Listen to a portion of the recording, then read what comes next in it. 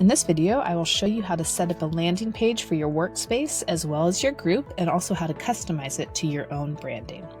So here's my workspace, Acme.org, and if I go here to Dashboard, down to Settings, I'll see this tab here, Workspace Landing Page. And what this does is this lets you create a web-based landing page for your workspace that you can direct people to. You can link it to your website, you can add it to buttons, and they don't need to log into Gnowbe or anything in order to see this. And so here I'm going to edit description. You can edit the custom or the subdomain, whatever name shows up there, add a logo, a cover image, choose your colors. And then what you'll see when I go to this, there's my landing page. And so in my landing page, I can see the cover image, about section, all of the groups that are in this workspace, admins, workspace members, any announcements I want to post. And I'll show you real quick how to post an announcement. So if you go down here to the announcements section, just go down and you can always just post a new announcement. Once you add it, it will show up right there on your page. So it's just a great feature to be able to kind of have your own landing place outside of Gnowbe to direct people.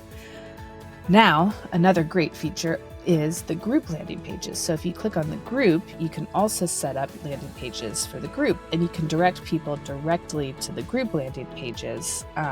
So let's say you're wanting to create, a group for new employees. You can just set up a new employee landing page and send them the URL, and they can just go straight here and kind of get a sense of where they land, what the group's about, what they need to do, etc. Once they click on a program, it will take them into the Gnowbe app, but this gives you a landing place where they don't even need to log in if you don't want them to.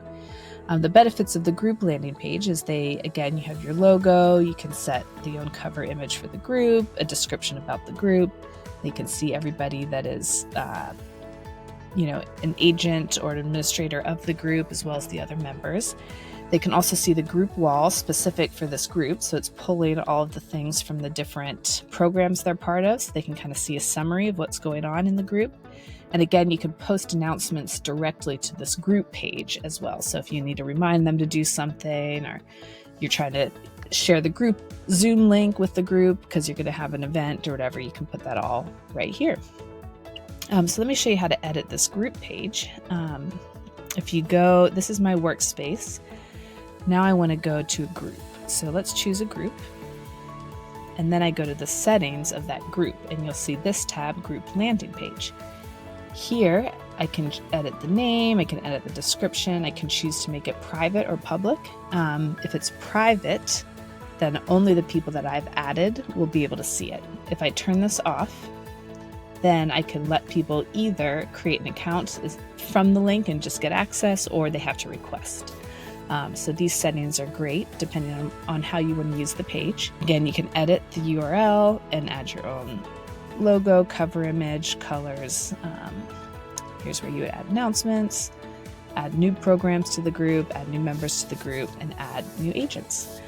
So I hope that's helpful. I'll show you one more thing here. This is how to find those as a user when they're in the app.